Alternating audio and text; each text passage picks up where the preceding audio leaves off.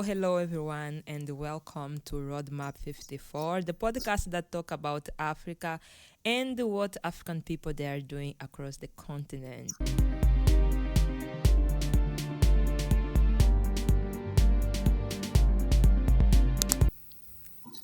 Hello everyone, and welcome to Roadmap 54, the podcast that talk about Africa and what African people they are doing across the continent.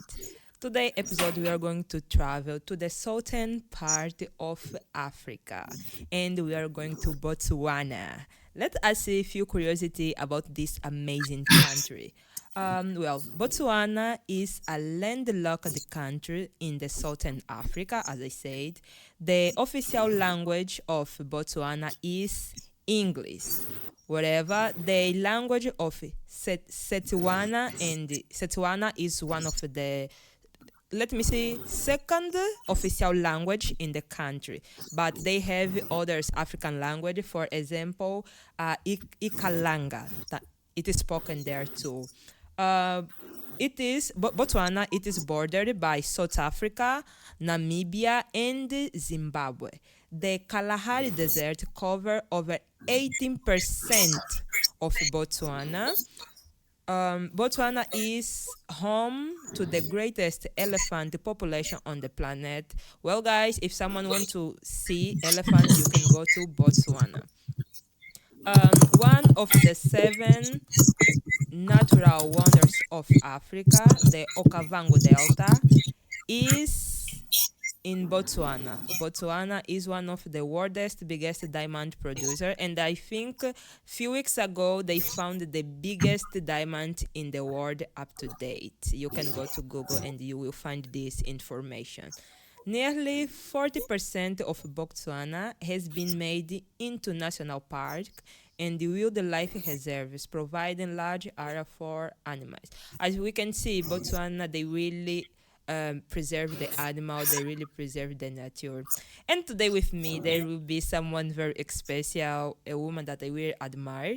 She's strong, she's amazing, and I already say woman. And I want to present you Igobe. Hello, Igobe. How are you?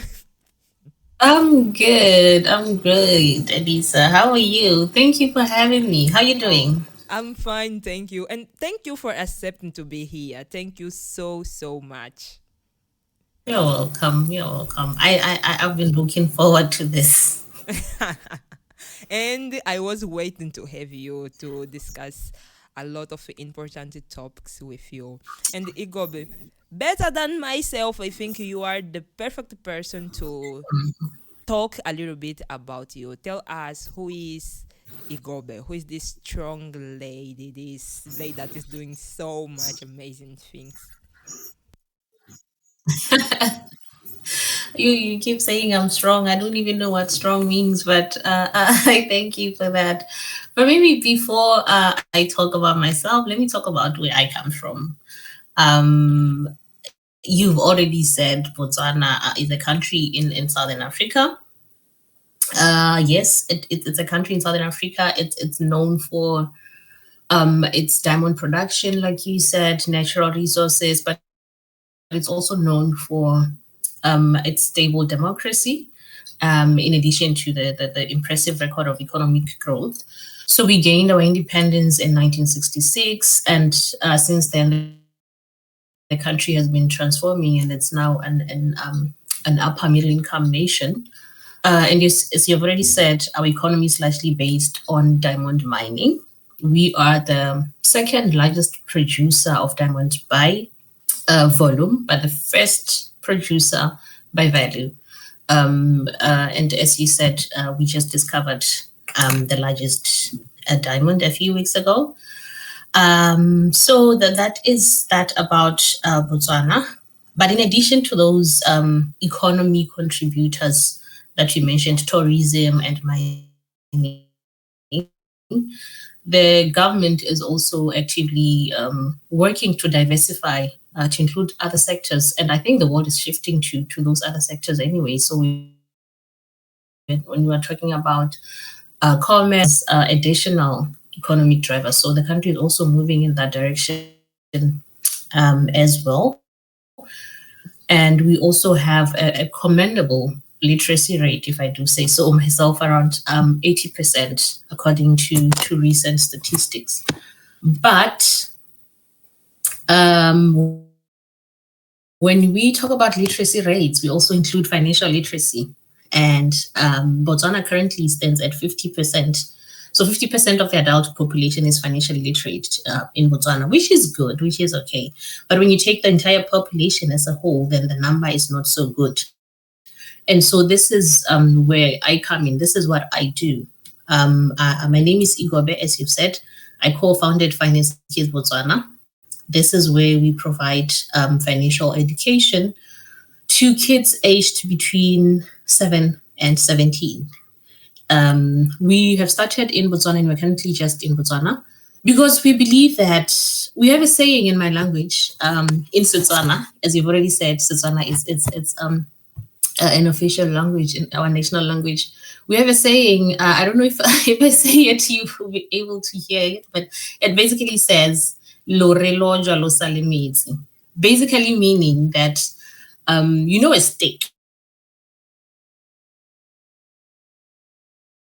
Yes, I know. from a tree.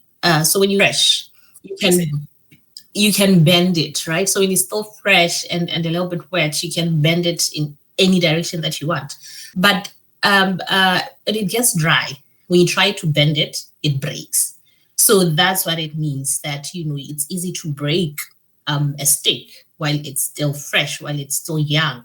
That's what we mean, and that's why we at Finance Kids are teaching financial literacy skills to kids aged between 7 and 17 because we believe that we can instill those good money habits while the kids are still young before they get old and they become hard to break or to bend. Hmm. Wow, very, very interesting.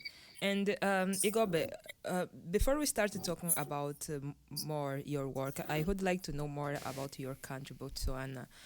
We say that we Mhm. have there different African language. Do you know speak some of these African language? African languages. I actually do speak a bit of Zulu or Ndebele. They have very many similarities. I speak Shona as well. But in Botswana, we have some native languages as well. I think you spoke in your introduction that there's a language called Ikalanga.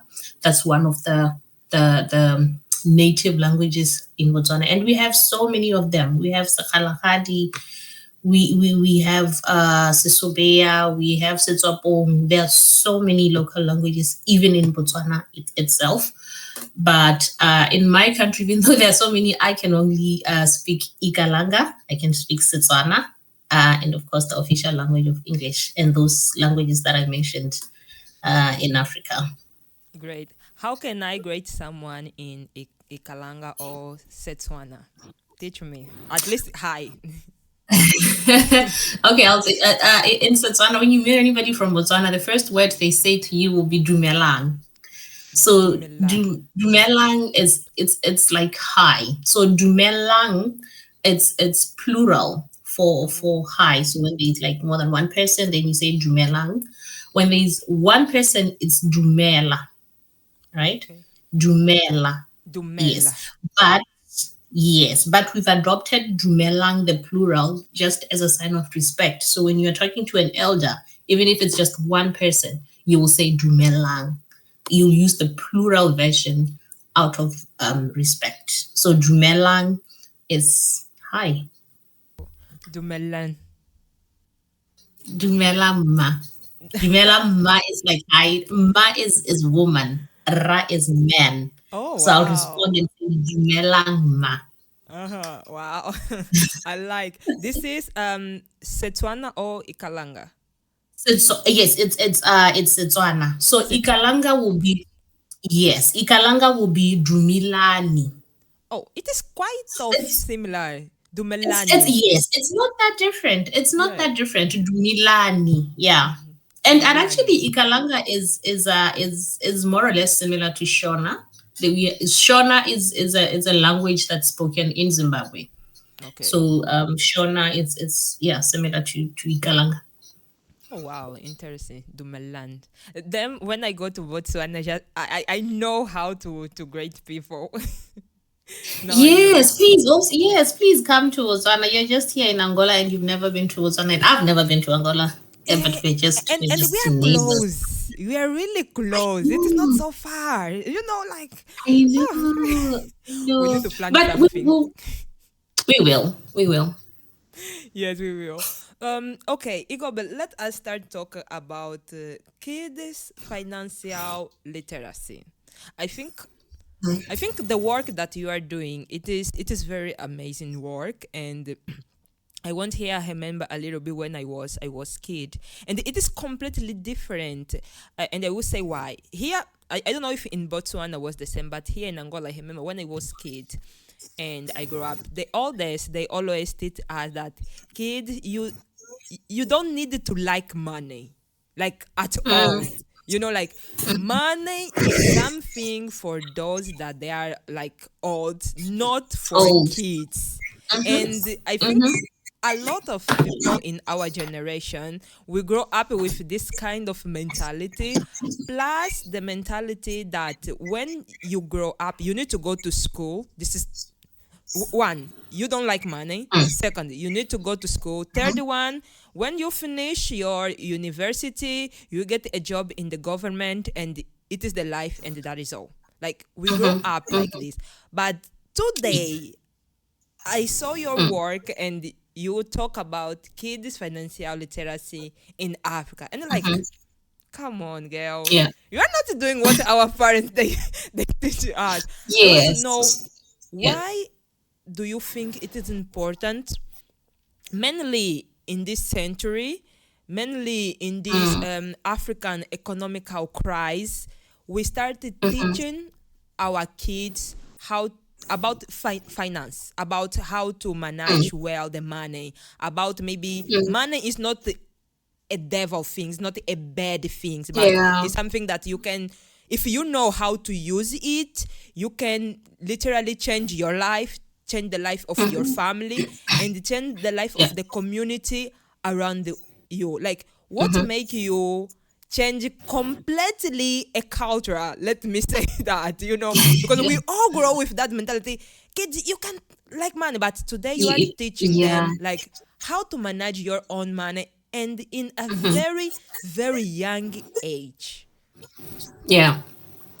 I think like you're saying, talking about money has been a taboo with our parents and even their parents. So you were not allowed to talk about money. You didn't even know what your parents make in the family. When you ask questions about money back then, you could actually even be scolded for that. So these days, you look at the problems that we have, and I believe there are different problems than they were back in the days, or maybe they are the same, or it's just that they were not being talked about a lot.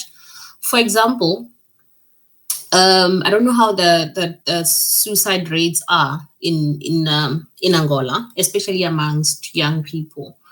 Those are on the rise in Botswana, and for some cases, you find that the underlying factor is money, right? When you look at the debt ratios in families, you find that debt is very high. Many people are in debts, and so they don't know how to get out of that situation. And sadly, some of them resort to suicide. If you look at COVID, something that COVID taught us is the importance of, first of all, having money. But before you can have money, you need to know how to make money. And after you make money, you need to know how to take care of money, how to use your money, spend wisely, save wisely, invest wisely. This is also something that COVID taught us. And so we are shifting the narrative. We are moving away from making or from having money as a taboo, because now it's overlapping into our lives. It's overlapping to the problems that we have. And so that is the importance of teaching kids financial literacy these days, because we don't want to repeat the cycle of having the adult population that is financially illiterate, that falls into traps of debt. I'm actually currently reading a book by a local author in Botswana. The book is called The Trap of Other People's Money. So the author is Nelson Letsweni. He's from Botswana.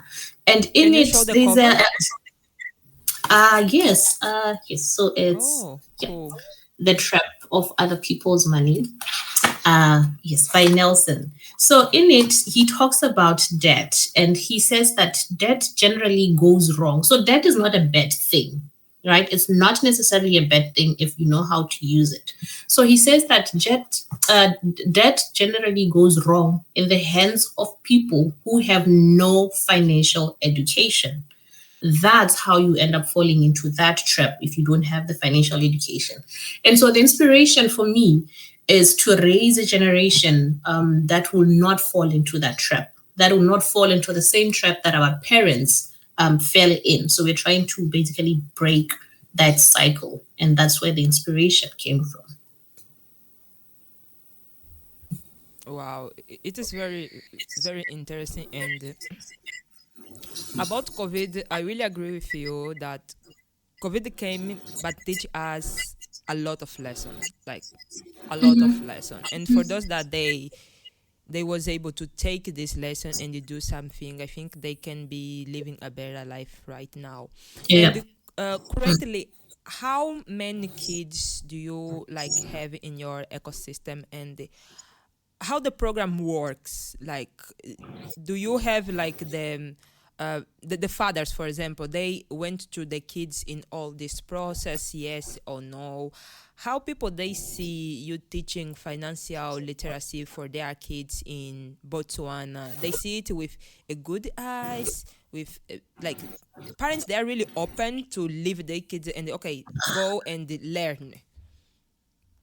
Yes, I would say it's a bit of both. I would say it's 50-50. So for some parents, you have to convince them for them to see the importance of this financial literacy education. I find that those that know, the parents that know, then they will reach out and see, I've seen your program, I like your program, and I want to enroll your child. So what we do is we do holiday classes. When during school holidays, we do some classes where we teach financial literacy to different ages. So we'll have like 3 classes going on depending on the age of the children, because we start from 7 up to 17. What you teach a 7-year-old is different from what you teach a 17-year-old. So we divide the kids according to those different ages during the school holidays. Um, so you find that during that time, fortunately as well, parents are looking for things that kids could do because they're not in school. They're looking to entertain their kids. They're looking to keep their kids busy.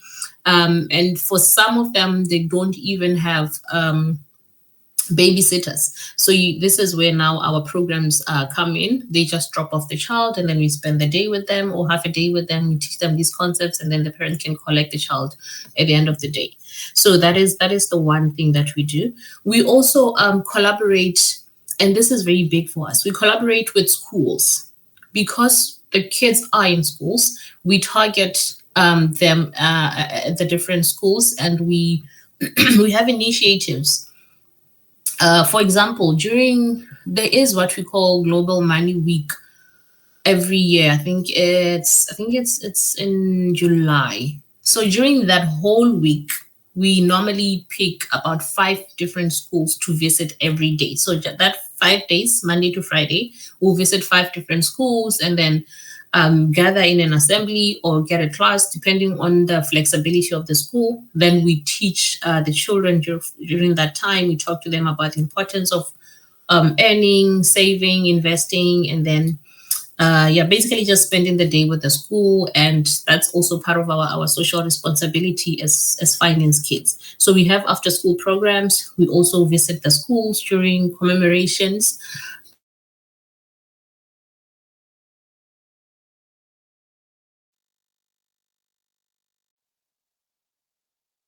We do, or that we did in August. Back in August, I don't know if you remember the Africa Kid Summit. So this is just a forum where different kids from different African countries meet and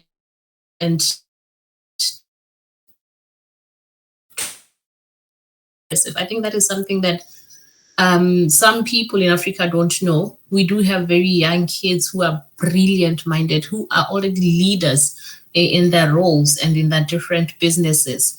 And we call them kidpreneurs. So kids and entrepreneurship, we combined it to kidpreneur. So this is a summit that combines or that gathers kids from different African countries to come and showcase their entrepreneurial skills, learn from each other, and also invite institutions and both private and government institutions to have dialogues or conversations about finance for our kids, about entrepreneurship for our kids. So we had that in August. It was held in Botswana. It started last year. We had it in Kenya last year. This year we held it in Botswana. And next year it's going to Tanzania. So Tanzania is hosting us next year for the Africa Kidpreneur Summit. So in addition to financial literacy, we also teach our kids entrepreneurship, age appropriate activities that kids can do that brings them money. Simple things like washing your neighbor's cars. We start really that simple. And some older or bigger kids are doing even more complicated things. Like there's a child from Nigeria who was part of the Africa Kidpreneur Summit in Botswana, and his name is Maxwell. He has a coding school and he teaches other kids how to code. I was impressed. I was really impressed to see the talent that we have, and we need to showcase more of these talents that our kids have.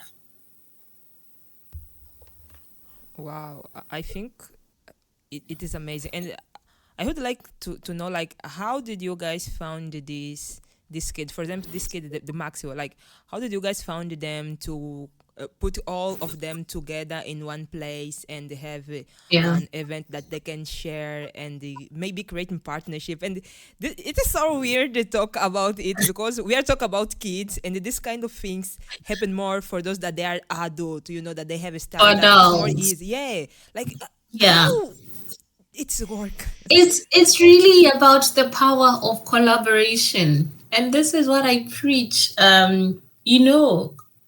When you're doing something alone, you can only do so much, but it takes discovering what other people are doing in different areas, and you find that at the end of the day, most people are fighting for the same cause. We are doing similar things, and so if we come together, then we'll do one huge thing together instead of doing small efforts in our own spaces. That it's good, it is good, but we should also look into collaboration. And that's how it started actually. Back in 2022, we met a lady from Nigeria who is actually the mastermind behind Africa Kidpreneur Summit. Her name is Juliet, and she runs Kidpreneur Africa in Nigeria. So just as we were going about our weekly classes for financial education, we came across a co-founder for Finance Kids. Her name is Tepo. She came across a post on Instagram from this lady about Africa Kidpreneur Summit, and she reached out to the lady and said, we are doing a similar thing in Botswana. We're seeing you're promoting this event. How can we be part of the event? That was back in 2022. And that's how the marriage started between us and Juliet from Nigeria. And we successfully hosted the first event last year in 2023 in Kenya. And we have not stopped since.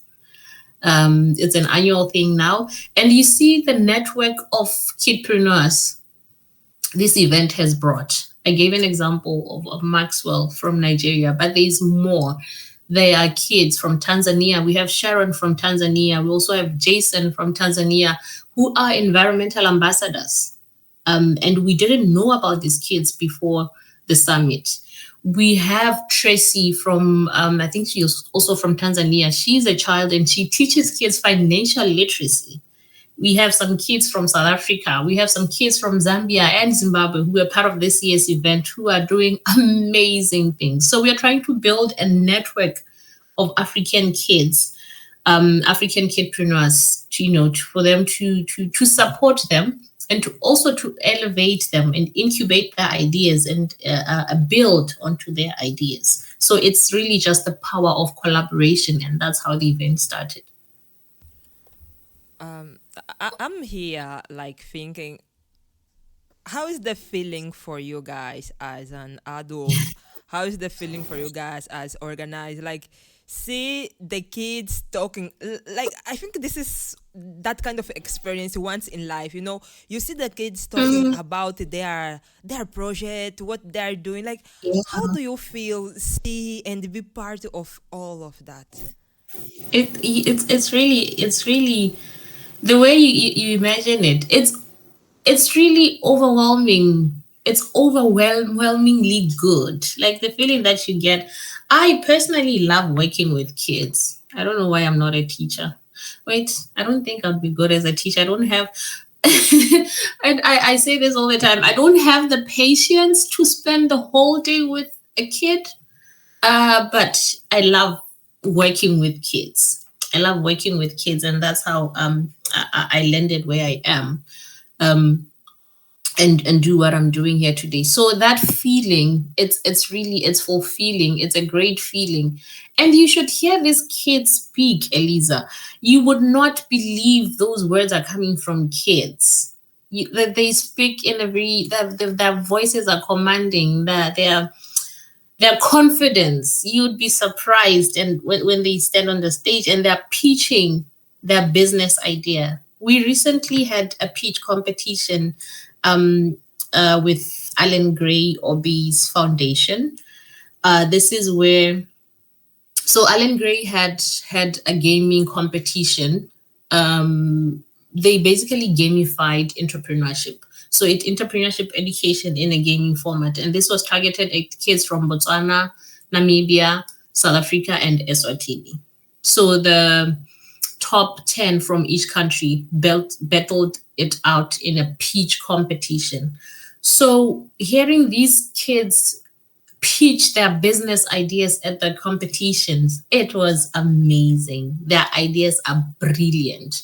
And this is what we need as a country and as a continent to nurture these ideas. And nowadays, these kids have their ideas will blow your mind. You should just hear them speak. And I'm hoping next year we'll have Angola join us for the summit so we can see what Angolan kids have, the talents that they have, and the things that they're doing. I'm sure the kids who are doing amazing things in Angola. We just have to bring them out and bring them out for the continent to see them and support them. I agree with you, and we need to find them because I think like here we have brilliant kids as Mhm. Botswana, Africa, and the world, and sometimes what they really need is the opportunity to speak Yes. because I Yes, think you are so right. yeah, I think that if we give kids the opportunity to them tell what they are thinking about the problem that they Mhm. see in the society, and Mm. we can learn a lot with them. Like we really can Exactly, learn. exactly. I But listened they to also you. need, Mm-hmm. yeah, Yes. yeah. I was gonna. They, they need the opportunity. They need the platform, but they also need the support, and the support also comes in the form of what we need as adults. I think we need to the mindset change to recognize the skills and how amazing these kids are, and give them that kind of support, even the financial support, so that they can turn their brilliant ideas into life, bring them to life, and develop products, develop services that the continent needs. We have one child from Botswana. Her name is Tapiwa. She produces honey. She's a beekeeper, and she produces honey for sale. You when you hear her speak, she'll tell you about the figures that Botswana is importing so much honey currently. We don't produce our own. We import. We depend so much on imports, but we have the capacity. We can produce our own honey, and she's doing that. So in addition to giving them the platform and the opportunity. They also need the support and the capacity building and the financial support for them to launch these brilliant ideas that they have. So I do agree with you. Yes, because I hear you talk about what these kids they are doing, and I really can feel you. Like I really can feel the vibes and the energy. You know how happy you are, how like admire you feel to see what they are doing. And as I say, sometimes we only need the opportunity, not to I don't to use the word show up, to don't be listened in the wrong way, but the opportunity to speak and to show the work that you have done, what you are doing. I think this is what these kids they need, and we as an adult we need to sometimes like give a step back and only listen, and as you say, listen Exactly. and they give it to them the opportunity. Mm-hmm. I'm like, They I'm will blow your mind. surprised. Yeah, I'm really surprised that a kid saw that, okay, my country, we have a bee. Why we don't produce our own honey? Like, why we are import it? Like, Yes. and Yes. this is a We kid. I have so many examples from Botswana because these are the kids that I work with. These are the kids that I've seen. These kids have identified a gap in our services, the services that we have, the products that we have in the country. They've identified these gaps. There's one child. Her name is Zafora. She's from Botswana as well, and she produces slime. I don't know if you know slime. It's this sticky thing that kids Yes, play with. I know. Yes, she produces slime. So she will tell you that, all the slimes that we have in Botswana in the shops, they're imported, they're imports, but you can produce it. She produces it and she sells it to kids. So these are amazing ideas that imagine having a packaged slime in the shops in Botswana that was made for kids by kids. That's how um that's the feeling that I get when when I'm dealing with these kids because they're so great. These kids are doing amazing. And they are. And I can see with good opportunity, with people listen to them, I can see which kind of adult this kid they will become, and how they will be strong enough to develop the continent, and to make this continent like shine as it is. We have an amazing Mm, continent. We have like brilliant people with brilliant minds, yes. but what we really lack is opportunity. And I'm so happy to know that you are giving already the opportunity for this kid, first of all, to them know each other, because sometimes when you are doing something you can feel lonely, like, Yeah, oh, I'm the exactly. only person doing this or that.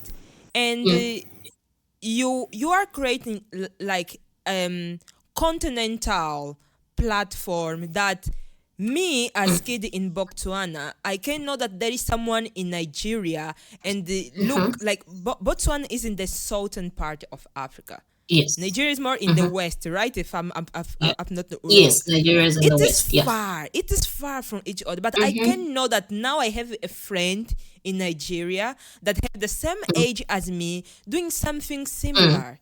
And I can talk to him if I have a doubt. I can like partnership with him. Why we don't get the slimer from Botswana to Nigeria? It is possible right now. And Yes. if Yes. they grow up in this kind of environment, that imagine I have a 7 years old and all my friends from different African countries, they have the same age as me. They're doing entrepreneurs things like me. When I get in Yeah. my 20s, my 30s, like what we can become It's it's together. it's amazing. I'll tell you this. During the summit that we had in August, this network of kids, some from Botswana, some from Nigeria, they pitched a business idea, a collaborative business idea. Kids are very easy you put kids in a room and in 5 minutes, they'll give you brilliant ideas. They'll In those 5 minutes they already know each other. They're so comfortable with each other. I think that's one thing that kids is very unique that kids have that we adults don't have. It takes very little time for kids to warm up to each other. And so the collaborative efforts that would come from from keeping kids of similar ideas in a room. So at the summit, there was a session where the kids had to pitch business ideas. And when we're talking about finance and entrepreneurship, so one of the kids came with a parent. They were from Nigeria. And when they got to Botswana, they couldn't use their local currency in Botswana. I think this is the same in many African countries, right? It's the same. And so when they pitched the idea that Africa should have one currency, I was like, what? But you guys are kids. What do you know about currency? What do you know about, And when they spoke about it, they said this was from experience. I came all the way from Nigeria to here. I had my money, but I couldn't use. Imagine what this is doing to economic opportunities, business opportunities. This is killing our business opportunities. I said, but you guys, you're kids and you're speaking these brilliant ideas. It was amazing to be listening to them. So they pitched that idea as a group, as kids from different countries. So it also goes back to the power of collaboration that I spoke of earlier. So if these kids know each other, they know, like you're saying, Eliza, I am here in Botswana. I have a friend in Nigeria who's doing something similar. We can easily collaborate on a project and launch something big for the continent. So this is why we need more of such platforms for our kids. And we really need, I'm gasbabs right now when I'm listening to you. I'm like, it is amazing. This kind of they are talking about problems that, and this is very cool because this kind of problem, we see it, we think about it too. And when the next generation can see it, can think it in the early age, this is amazing. I can feel that in a few years, I hope so, we can have a unique African currency because it will be so much easy, really easy for all of us. This kind of problem, I think we all pass through it when we are travel. Yes. I think it's maybe in future we'll have something. When you look at things like the African free continental trade, I mean, such ideas are coming up, such frameworks are being developed, and we are getting somewhere. But I don't think we are getting there fast enough for these kids because these kids are fast. Their ideas are really fast, and we talk about technology these days. The speed at which these kids are going, it's too fast for the speed at which we are going. But I believe maybe someday we'll have it. I hope so. And I think we will have. And Igobe, tell me something. Do you think, I know this question can be a little bit tricky, but do you think that there is a way to raise a child, mainly here in Africa, with all the problems that we have as an African? But I think we are the kind of people that either if you are passing through a lot of problem, you're still smiling. People, they still smiling. People, they still adapting to the challenge, diversity. But do you think that there is a way to raise a child that maybe in 10, 50 years, you can look to your child and say, I'm proud of you. You really feel that I did a good job. Wow, what a question. What a question. Is there a way to raise a child? I don't know. Hey, I do not know. What I know is that raising a child is hard. It's so hard. But what I've seen though is that our generation, I'd say, we are raising our kids differently from the way our parents raised us. I'll tell you this. When I was growing up, my mother wanted me to be a doctor. That's the only thing she wanted for me. And she would always tell me, earlier when you said that we were told to go to school, learn, you go to university, get a degree, work in a government department or work for the government and have your salary. That's what our parents wanted for us. That's what our parents told us. My mom always said, I'm just going to be a doctor, get a job in the government and live like that, basically. But fast forward many years later, I'm a meteorologist. I graduated with a degree in meteorology and climate, which is way different from the health, not even in the health sector at all. And my mom was not she wasn't she wasn't happy with my choice. So back then, our parents would basically choose a career for us. They would choose what you're going to be when you're growing up. So we didn't have that individualism going on um, with our parents. But these days, it's different. I am seeing a huge difference in the way we are raising our kids. We are raising our kids to be more of what they want to be, and we encourage them to be what they want to be, and we support them. So I would say yes, there is a way to raise kids in a way that in future you'd look back and you look at your child and say, I am so proud of you because you became what you wanted to be. And I will not have any regrets because I know that I fully supported my child in what they wanted to be.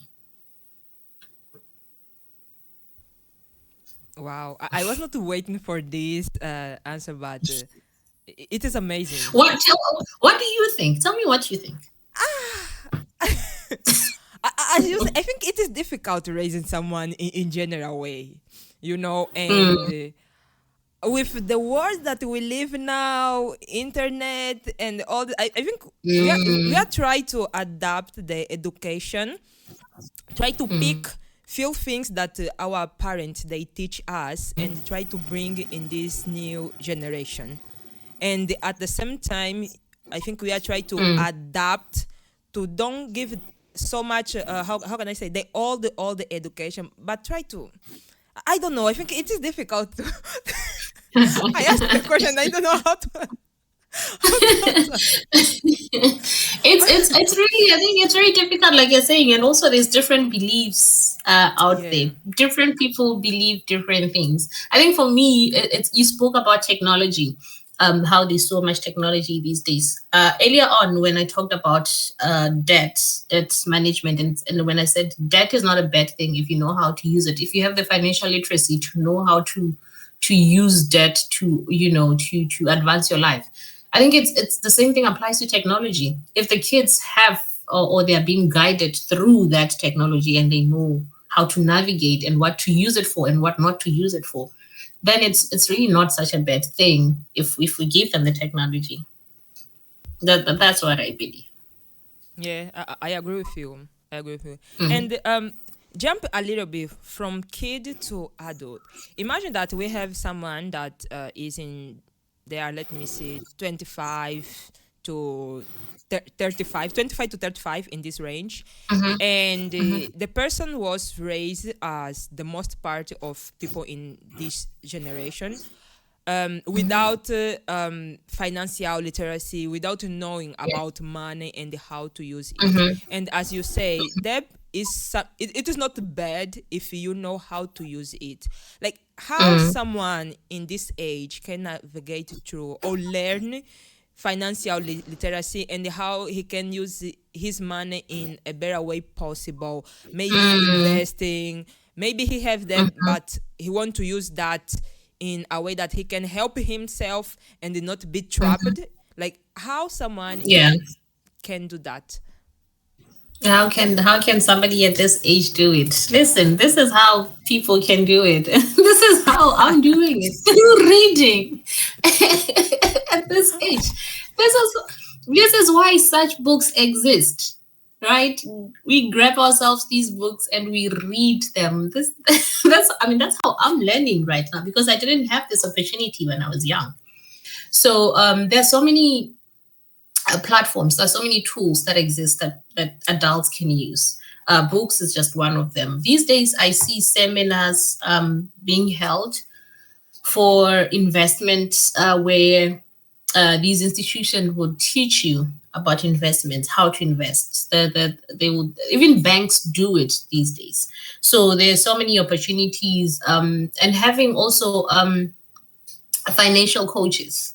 Some people even go the extra mile of having a financial coach to guide them through their financial decisions.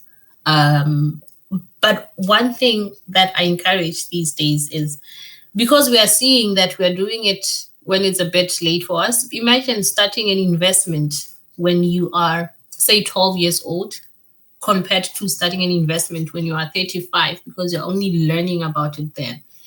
It'll give you something back. You will benefit from it, but you'll benefit more if you start earlier, obviously. So one thing that I often say to parents is, as we are learning through reading ourselves, let's not repeat that for our kids. Let's enroll our kids for the different platforms and get them the different tools that exist that they can use while they're young, so that by the time they're 25, then they don't have to be navigating through their finances through reading books or listening to seminars. By that time, they would already know what to do and they'll be doing it.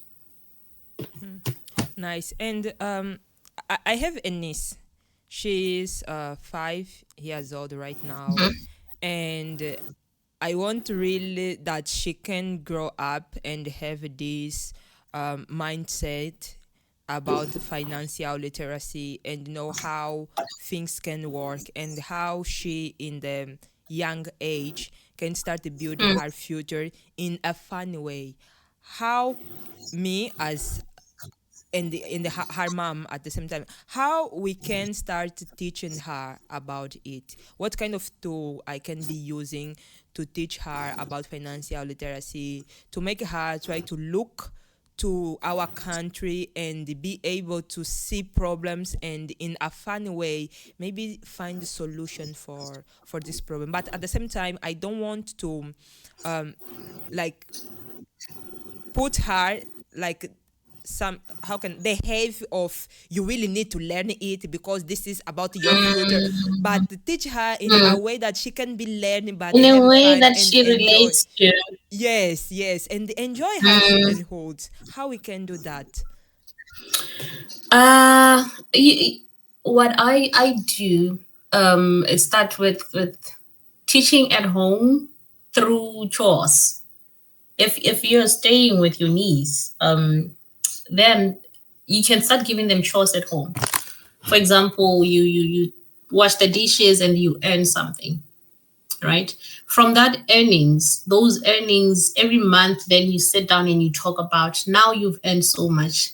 Let's discuss how we are going to spend that money. And you let them make the decisions. At first, you let them make the decisions. They're going to make some wrong choices. Just let them make those wrong choices. They learn through practice, right? For example, they may choose to say, I'm going to spend all my money on sweets. Let them buy the sweets, the money will finish. And then they will come back to you and say, I need some stationery for school. Then you bring it back to them to say, this is how you can spend your money better, right? So at the end of the month, you sit with them and you teach them budgeting, allocating money for the different things. One thing that I've seen works is it's with younger kids. You start getting them a piggy bank, just a very small for coins. That's how they start. They accumulate those coins in a piggy bank, and then monthly or every 2 weeks or however the frequency that you choose, then you count how much you have and you budget for it. But those are for when kids are still very young. As the kids advance, as the kids grows, then you start introducing things like a bank account. You open a bank account for the child in the child's name. They will have a bank card in their own name. And they will know that now we're advancing from depositing in a piggy bank to taking money to the bank. That's what you're teaching. You're teaching the child saving. You're teaching the child investing, because some bank accounts will come with some interest on the money that they have. And throughout this journey, you are showing, you are there with the child. The child is basically every step of the way, the child is there. They're seeing this money grow because of the interest. And if they see that if I put this much, there's a little interest, then they will be motivated to keep putting more, investing more. And you let them do the transactions, right? When it's time to go grocery shopping, then they can use their card to pay for groceries. then that's how they learn that I've invested so much, I have gained so much from it, and this is what I'm going to use this money for. But at the same time, also let them buy the things that they want. Let them go out for ice cream or buy their friends ice cream using their money, because it gives them that sense of responsibility that they're responsible for their own money. They've earned it, first of all, through chores or through selling or through washing cars in the neighborhood. They've earned the money, they have put it in the bank, they've saved it, and they've invested some of it. So you've basically taught them the three principles of money for that's appropriate for kids: earning, saving, and investing. But you're also sometimes teaching them sharing their money through buying ice cream for their friends, or if they're invited to a birthday party, then they can use some of their money, their own money, to buy a gift for the birthday boy or the birthday girl. So involving them in discussions in the family. We said earlier that when we were growing up, money was a taboo between us and our parents. We were not allowed to talk about money.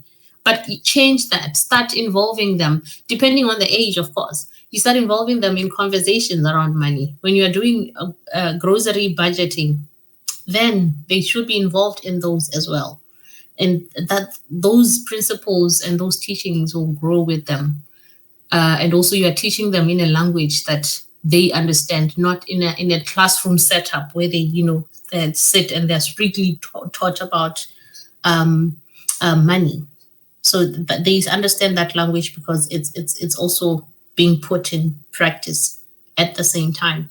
And you can have some little rewards, little rewards for them to say, at the end of the month, if you have so much, I will give you more, or I'll double your money.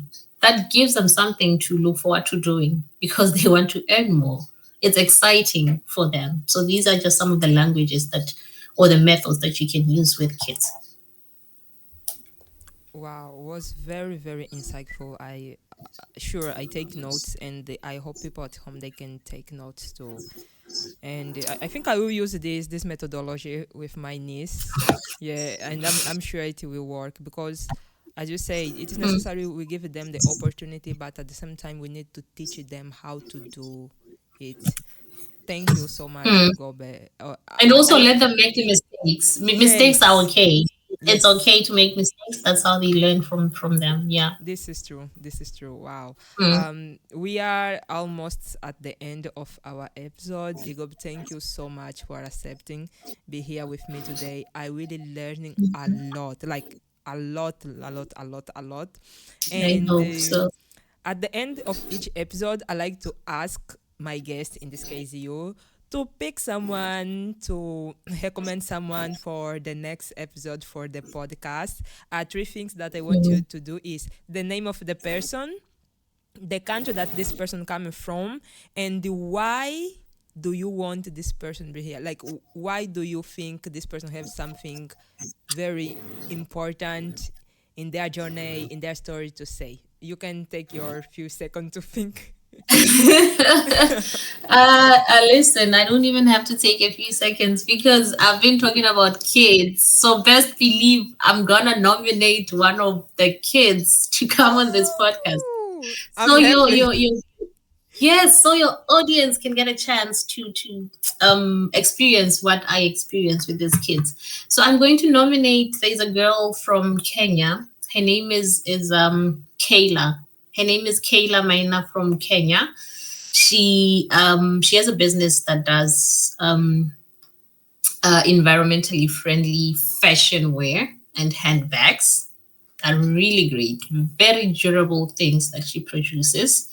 I would love for you to have her on the platform on this podcast, so you can hear it from her own mouth. I'm happy to make the arrangements with her mother.